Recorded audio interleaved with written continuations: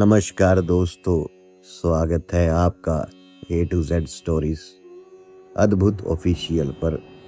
साधु संत फकीर गुरु रहबरों की सदा ही जय जयकार। साधु जी, इस जीवन में, इस संसार में, इस जिंदगी में अगर एक चीज की बात की जाए जो अमीर, गरीब, पढ़े लिखे और अनपढ़, नौजवान और बुजुर्ग हर किसी के हिस्से में आई है या हर किसी को परेशान करती है, तो वो है चिंता। साधु जी, हर इंसान के मन में किसी ना किसी बात की चिंता बसती है। कोई अपने कल की चिंता को लेकर चिंतित है, कोई परिवार के लिए चिंतित है, कोई धन के लिए चिंतित है, कोई सेहत के लिए चिंतित है, तो कोई अपने मान सम्मान के लिए चिंतित है। तो हर कोई साधु जी चिंतित है, चिंता में जीवन बिता रहा है, चाहे कोई भी हो। तो चिंता ताकि कीजिए जो अनहोनी होए, ये मार्ग संसार का भोंदू थिर ना होए। चिंता ना कर अचिंत रहूं, देनहार समरथ, पशु पखेरु जीव जंत तिनके गाट नहत। अब सदगुरु कबीर जी महाराज साहब ने यहां साफ कह दिया कि हे मूर्ख प्राणी, किस चीज की चिंता कर रहा है? क्यों व्यर्थ में जो है, क्यों बिना मतलब बेमतलब व्यर्थ में समय गवा रहा है? चिंता, अरे चिंता केवल उस चीज की करो जो अनहोनी हो। जो होनी है वे हो कर ही रहेगी। तो इसलिए जो हो रहा है वो होना ही था, होकर ही रहेगा। तो इसलिए जो अनहोनी हो उसी की चिंता करो, और जो सब कुछ उस कुल मालिक की इच्छा से हो रहा है, तो अनहोनी तो कुछ है ही नहीं साधु जी। क्यों? क्योंकि ये संसार का जो मार्ग है ये कभी स्थिर नहीं होता, ये निरंतर बदलता रहता है। जो ये सोचता है कि नहीं ये बदले, नहीं, वे भोंदू है, वे मूर्ख है, इसलिए चिंता ना करो। यदि करना है तो प्रभु पर विश्वास करो, उस राम नाम पर विश्वास करो। जरा देखो तो, अरे इतने पशु पक्षी जीव जंतु हैं, क्या इनके कोई गांठ बंधी है? क्या इनके कोई हाथ है क्या कि जिससे ये कमाते हैं?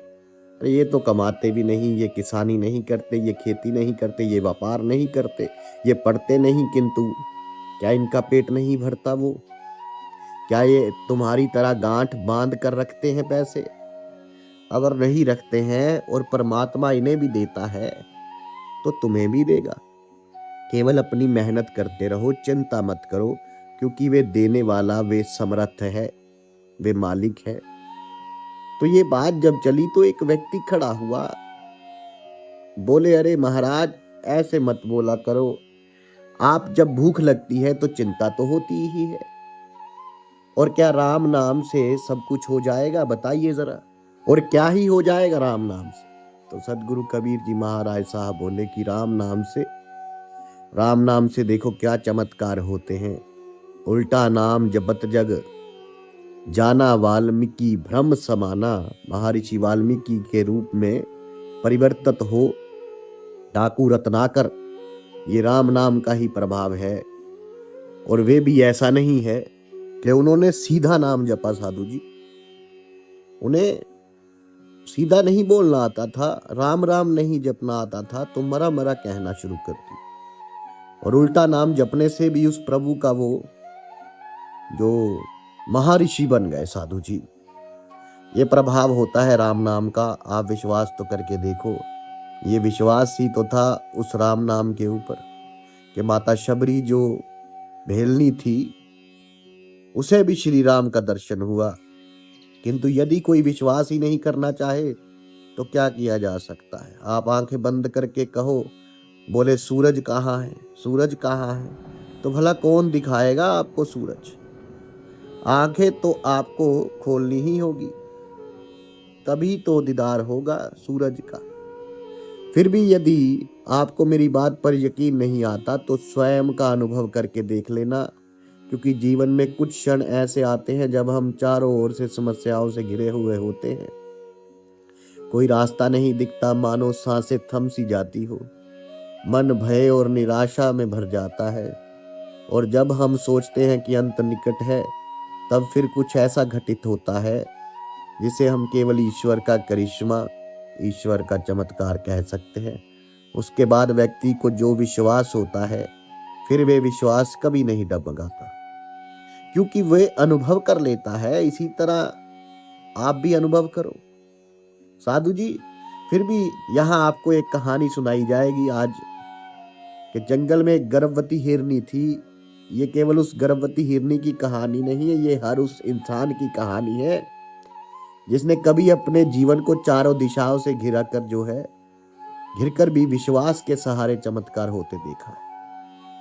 सुबह का समय था और ओस की बूंदें पत्तों पर मोतियों की तरह चमक रही थी। पक्षियों का मधुर कलरव वातावरण और संगीत से बह रहा था चारों ओर। हवा में हल्की सी ठंडक थी। इस जीवन से भरे जंगल में एक हिरनी रहती थी, बड़ी ही सुंदर, चंचल और तेज थी साधु जी। कुछ दिनों से उसकी चाल धीमी हो गई थी, क्योंकि वो गर्भवती थी, मां बनने वाली थी, एक नई जिंदगी की प्रतीक्षा कर रही थी।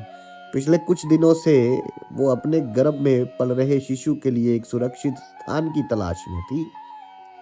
तो उसे पता था कि प्रसव का समय नजदीक है। जंगल में ये सबसे नाजुक समय होता है, क्योंकि शिकारियों और जंगली जानवरों के लिए एक कमजोर और धीमी गति वाली हिरनी आसान शिकार बन जाती है। वे चाहती थी किसी ऐसी जगह पर जाए जहां ना तो शिकारी पहुंचे और ना ही हिंसक जानवर, और उसका बच्चा भी सुरक्षित सांस ले सके। तो सुबह होते हिरनी धीरे धीरे जंगल के भीतर चलने लगी। उसके कान हर आवाज पर खड़े हो जाते। कहीं दूर मोर की आवाज आई, फिर बंदरों का झुंड पेड़ों पर कूदता फौलता आया दिखाई दिया। चलते चलते उसने एक जगह देखी, नदी किनारे ऊंची और घनी घास का झुरमुट था साधु जी। तो उसने चारों ओर नजर दोहराई कि ये एक एकांत में जगह थी। पानी भी पास था और घास इतनी ऊंची थी कि वे छिप सकती थी। उसे लगा कि यही स्थान सबसे उत्तम रहेगा जहां उसका बच्चा जन्म ले सकता है। जैसे ही वे उस जगह पर पहुंची, अचानक उसके पेट में तेज दर्द शुरू हो गया। ये संकेत था कि अब समय आ चुका है प्रसव का, उस नन्हे से बालक के बाहर आने का, इस संसार में आने का साधु जी। तो उसने अपने पैरों को संभालते हुए घास में जगह बनाई और लेटने लगी। किंतु तभी किस्मत ने उसे ऐसे मोड़ पर लाकर खड़ा किया जिसकी उसने कभी कल्पना भी नहीं की थी। वो दर्द कर रही थी, दर्द से कहरा रही थी। तभी उसकी नजर दाईं ओर गई। वहां एक शिकारी खड़ा हुआ था, धनुष पर तीर चढ़ाए और सीधा उसी की तरफ निशाना साध रहा था। हिरनी का दिल तेजी से धड़कने लगा साधु जी। उसने बाईं ओर देखा तो उसकी आंखें डर के मारे चौड़ी हो गई। एक भूखा शेर झाड़ियों में झुका हुआ था और उसी का शिकार करने के लिए छलांग लगाने को तैयार था। उसके सामने सूखी घास में आग लग चुकी थी। अभी तो जिस स्थान को वे सबसे सुरक्षित समझ रही थी, अब वहीं पर उसे केवल मौत ही मौत दिखाई दे रही थी। घास में लगी हुई आग हवा के साथ उसकी तरफ बढ़ रही थी। उसने पीछे मुड़कर देखा तो नदी का पानी तेजी से बह रहा था। इतनी गहराई में वे अगर उसमें कूदे तो शायद बाहर ही ना निकल सके। अब एक साथ हजारों विचार उसके मन में दौड़ गए। क्या वे जीवित बच पाएगी? क्या उसका बच्चा जन्म ले पाएगा?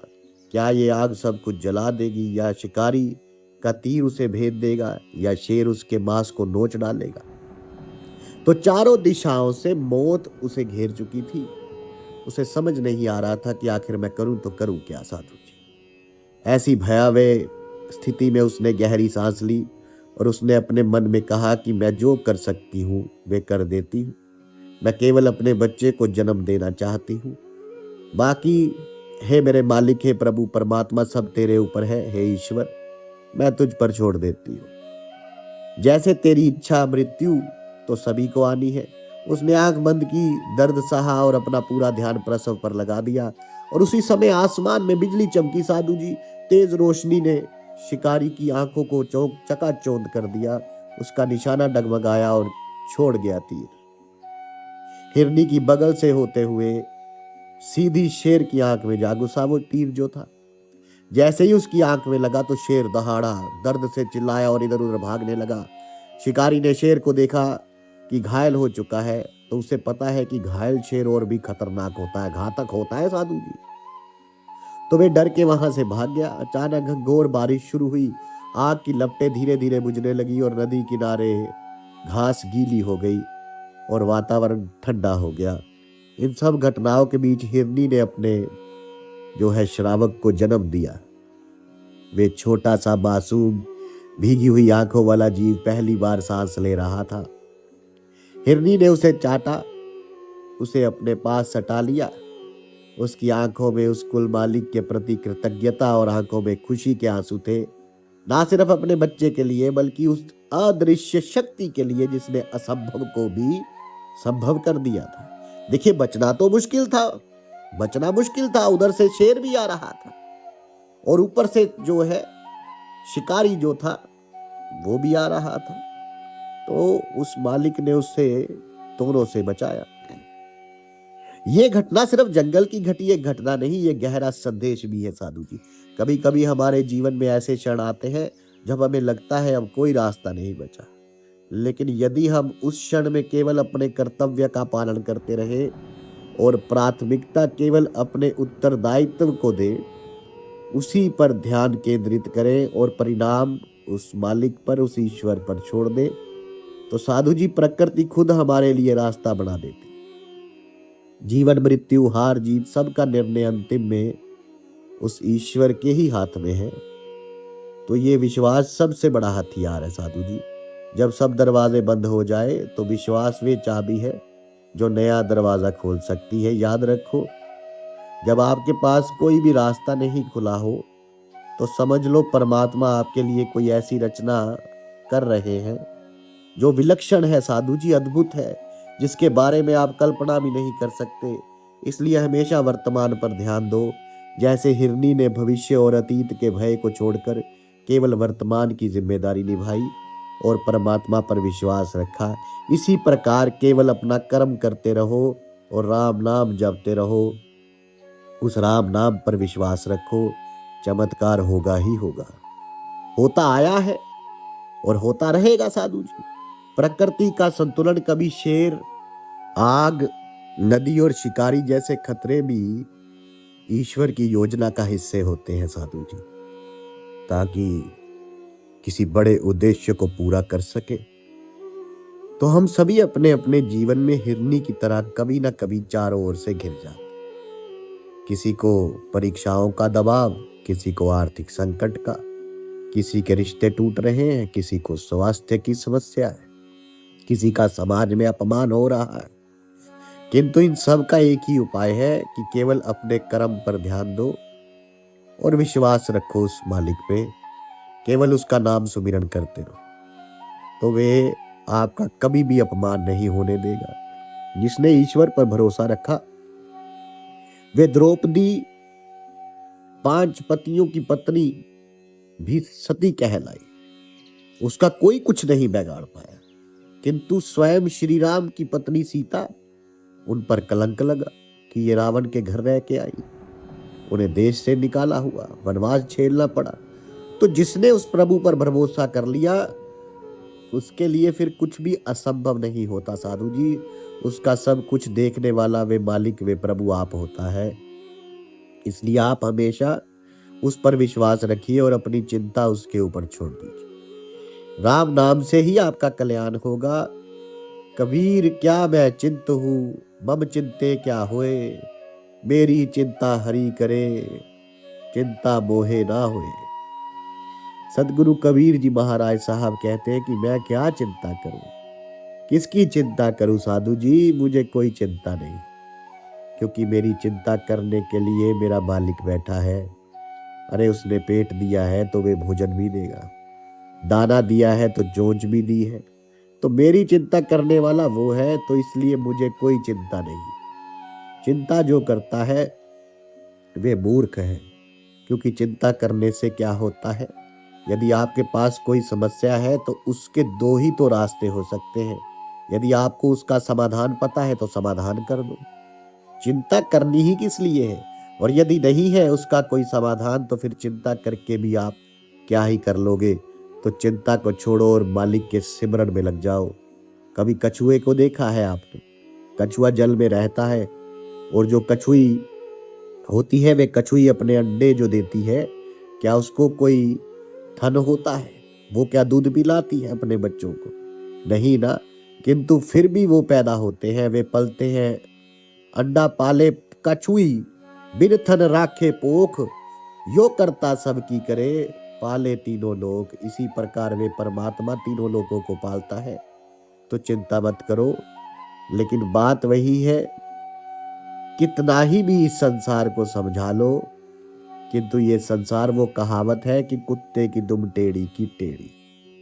12 वर्ष नली में डालो फिर भी टेढ़ी की टेढ़ी ही रहती है।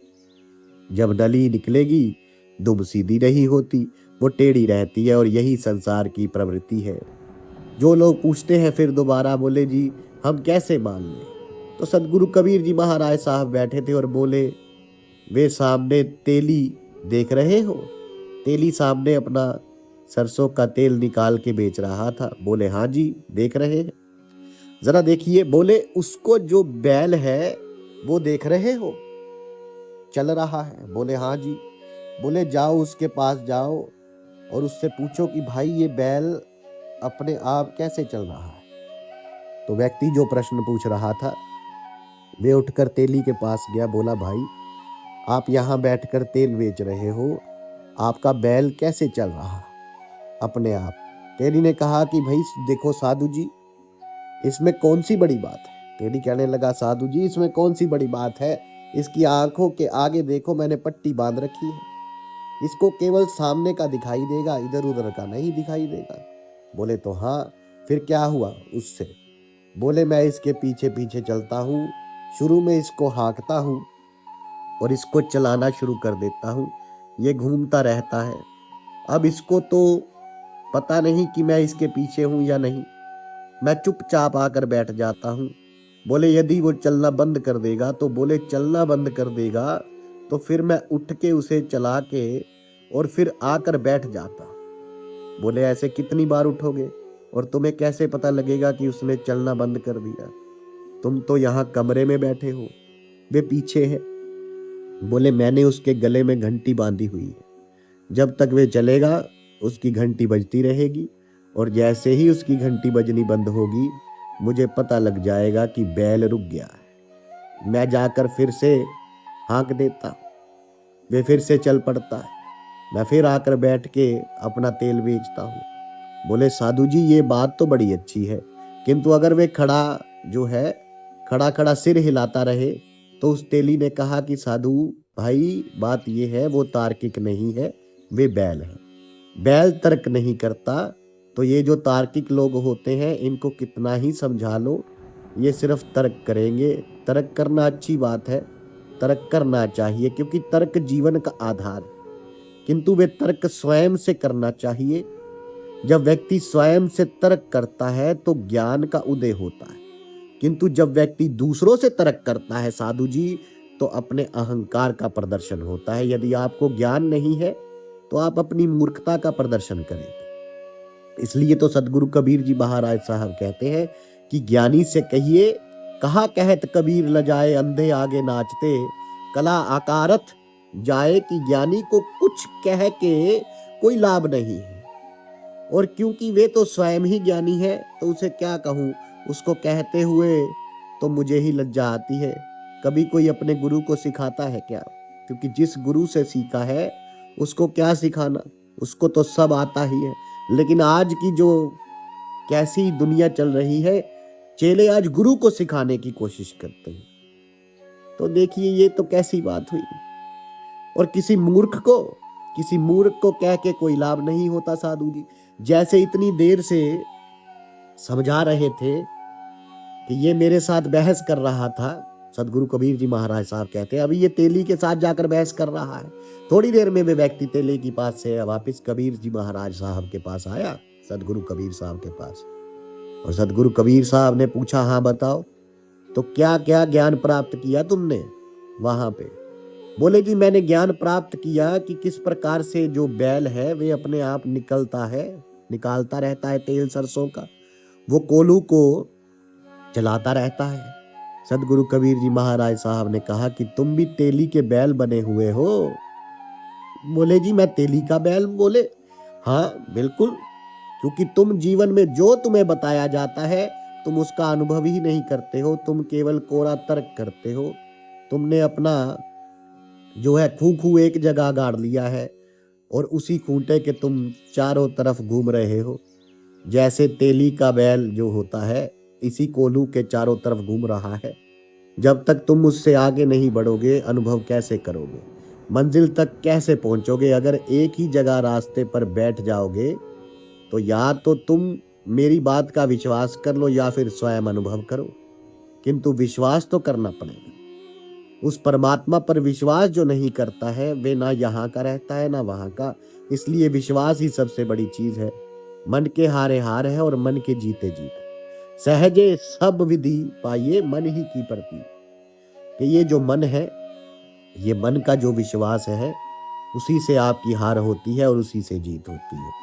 यदि आपके मन में दृढ़ विश्वास है कि मुझे जीत मिलेगी और आप दृढ़ निश्चय होकर कर्म करते हो तो जीत आपको मिलती है। किंतु जो मन में ही हार गया, जो अपने मन में ही जिसे विश्वास नहीं कि मैं कर सकता हूं, तो बताइए वो कैसे कुछ करेगा। और जो ये सोचता है कि हाँ मैं कर सकता हूं, केवल वही कर सकता है, तो इसलिए विश्वास रखना बड़ा आवश्यक है, बड़ा जरूरी है साधु जी। जिस प्रकार व्यक्ति राम राम जपता है तो वे यम के फंद से छूट जाता है। और देखिए हमें तो भरोसा है इस चीज का, किंतु अगर आपको नहीं तो मैं कुछ नहीं कर सकता, क्योंकि जब तक व्यक्ति चाहे ही नहीं भरोसा करना तो उसे भरोसा कौन दिला सकता है। पहले आपकी खुद की नीयत होनी चाहिए कुछ सीखने की। आपकी सीखने की नीयत नहीं, आपकी नीयत सिर्फ बहस करने की है।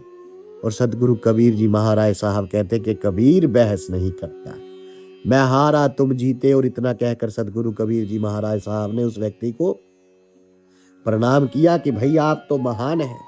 और बोले बाकी जितने भी जो साधु जी जो भगत जी जो बैठे थे कि सत्य नाम से मन मिला जम से परा दुराए, मोह भरोसा इष्ट का बंदा नरक ना जाए। कि जिसका नाम सतनाम है, जिस मालिक के नाम से मेरा मन मिल गया है, और आप में से जिस जिस का मन उससे मिल गया है वे यम के फंदे में नहीं फंसेगा। और मुझे अपने उस मालिक पर पूरा भरोसा है कि ये बंदा नरक नहीं जाएगा, क्योंकि साधु जी वो साहेब वो मालिक वो मेरे साथ है। कर्म करीमा लिख रहा है, अब कुछ लिखा ना होए, मासा घटे ना तिल बड़े जो सिर फोड़े कोए। कि जो कर्म में लिख दिया उस परमात्मा ने उस मालिक ने वे होकर ही रहेगा। अब आप कुछ भी लिखते रहो, नहीं ऐसा होगा वैसा होगा, नहीं, आप यकीन करो ना करो, किंतु जो परमात्मा ने आपके प्रारब्ध में लिखा है वे तो आपको भोगना ही होगा। अगर उसने कहा कि आप राजा बनोगे तो आप राजा बनोगे, कुछ भी कर लो। और यदि उसने कहा कि नहीं तुम बेशक राजकुल में उत्पन्न हुए हो किंतु तुम फकीर हो जाओगे, तो आप फकीर ही होगे, क्योंकि ये कर्म का जो फल है ये आपके प्रारब्ध जो हैं ये पूर्व जन्म के कर्म है। और अगर ये लिखा है कि तुम फकीरों के घर पैदा होगे और राजयोग है, राजा बनोगे, तो तुम राजा ही बनोगे चाहे कुछ भी हो जाए, क्योंकि तुम्हारे पूर्व जन्मों के कर्म है। ये उन्हीं का फल है जिसे आप भोग रहे हो। इसमें से कोई एक तिल बराबर भी ना घटा सकता है ना बढ़ा सकता है, चाहे कितनी ही कोशिश क्यों ना कर ले। इसलिए हमेशा मन में विश्वास रखो, उस मालिक पर उस प्रभु पर विश्वास रखो, तभी कल्याण होगा साधु जी। जाके मन विश्वास है सतगुरु सदा है संग, कोट काल झकझोल ही तऊ ना होए चित्त भंग। जिसके मन में सच्चा विश्वास है उस सतगुरु के प्रति, वे सतगुरु हमेशा उसके साथ रहते हैं, चाहे काल कितना ही झक मार ले, ये काल कितने ही षड्यंत्र क्यों ना रच ले। किंतु यदि आपका विश्वास उस सतगुरु पर है और आपका चित्त आपका मन अगर अपने सतगुरु से भंग नहीं हुआ, तो काल आपका कुछ नहीं कर पाए। आप मुक्त हो जाओगे, आपको कभी कोई कष्ट नहीं होगा, किंतु जब विश्वास होगा तब। खाली थोथा ये बोल के नहीं कि जी हमें तो विश्वास है, किंतु वास्तव में विश्वास है ही नहीं, तो उसका क्या लाभ है।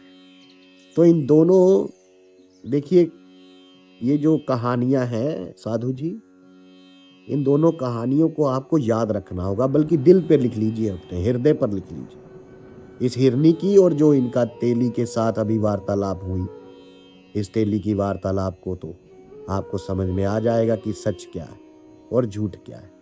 विश्वास करना ही पड़ता है, तो आप सभी भी उस मालिक पर विश्वास रखिए, क्योंकि जो विश्वास उस परमात्मा पर रखता है केवल कल्याण उसी का ही होता है। और जो लोग सिर्फ मुंह से कहते हैं कि नहीं जी हमें विश्वास है ना, उससे कुछ नहीं हो पाता। सदगुरु कबीर जी महाराज साहब कहते हैं, गाया जिन पाया नहीं, अन गाए ते दूर। राम नाम के बारे में जो बात चल रही थी कि राम नाम से क्या होता है, तो सदगुरु कबीर जी महाराज साहब कहते हैं, गाया जिन पाया नहीं, अन गाए ते दूर। और जिन गाया विश्वास गहे ताके सदा हजूर। कि उस परमात्मा का नाम, उस मालिक का नाम जिसने नहीं लिया, उससे तो परमात्मा दूर है ही, किंतु जिसने उसका नाम खूब गाया और खूब भजन करे, वे भी कभी उस परमात्मा को पा नहीं पाता। केवल वही प्राप्त करता है जिसने अपने मन में विश्वास रख के उसका नाम गाया, जिसने नाम का सुमिरन किया हो विश्वास के साथ, केवल उसी को ही वे परमात्मा सुलभ होता है, नहीं तो सुलभ नहीं होता। पद गावे लो लीन होए, कटे ना संशय फास। सब पछोरे थोड़ा एक बिना विश्वास। जिस तरह छाछ होता है ना साधु जी, छाछ क्या करता है, जब अनाज को उछाला जाता है, जितनी थोथी चीजें होती हैं, ऊपर का जितना खोल होता है उसका अनाज का, वो सब निकल जाता है, भूसा सब निकल जाता है अनाज से बाहर। तो सदगुरु कबीर जी महाराज साहब कहते हैं, चाहे कितनी ही लीन हो जाओ तुम भजन गाने में, पद गाने में, उससे आपको संशय की फांस जो है नहीं जा सकती। आपके संशय की जो फांस है वो नहीं जाएगी। आपकी शंकाएं वैसे रहेगी, जो आपके मन की दुविधा है वे दूर नहीं हो सकती। जब तक मन में विश्वास नहीं होगा तब तक दुविधा हमेशा बनी रहेगी। इसलिए विश्वास करना सीखिए। विश्वास दो प्रकार से हो सकता है, या तो अपने मन को निर्मल कर लो कि जो गुरु ने कहा वही सत्य है, मैं इसी पर चलूंगा, और या फिर आप स्वयं का अनुभव करो। स्वयं के अनुभव से बड़ा कोई गुरु नहीं होता साधु जी। गुरु के कहे पर चलना, तो जैसे सूफियों ने कहा, सूफियों ने क्या कहा, आपके फैसले पर कोई ना करूं सवाल, मेरे इश्क की बस इतनी सी पहचान है। किसी ने कहा, जो कह दिया यार ने बस पढ़ लिया बिस्मिल्लाह। बिस्मिल्लाह कहते हैं शुरू करने को, उस प्रभु के नाम को। हम श्री गणेश कह देते हैं, वो बिस्मिल्लाह कह देते हैं, सत साहेब ऐसे जो होता है। तो वो क्या कहते हैं, कहते जो कह दिया यार ने। यार कहते हैं गुरु को, जो अरबी भाषा थी उसमें यार कहा गया था गुरु को, कि जो यार ने कह दिया बिस्मिल्लाह, कहा आगे एक भी शब्द नहीं, जवाब नहीं, कि जो कह दिया बस ठीक है। तो या तो ये कर लो गुरु पे विश्वास पूर्ण रूप से, या फिर आप अनुभव करो। स्वयं के अनुभव से देखिए बड़ा कोई ज्ञान नहीं होता, क्योंकि उसको आपने खुद अनुभव किया होता है। वह किसी दूसरे की कही हुई नहीं है। दूसरे की कही हुई आपके अंदर दुविधा पैदा कर सकती है साधु जी, किंतु अपने अनुभव से दुविधा दूर हो जाती है। तो इसलिए विश्वास करो, अनुभव करो और हमेशा राम नाम में लगे रहो। तभी मुक्ति है, तभी जीवन में सुख और आनंद है, और तभी आपकी जीत भी है। साधु संत फकीर गुरु रहबरों की सदा ही जय जयकार। आप सबके भीतर बसे उस परमात्मा को मेरा प्रणाम स्वीकार कीजिए। धन्यवाद। सत साहेब।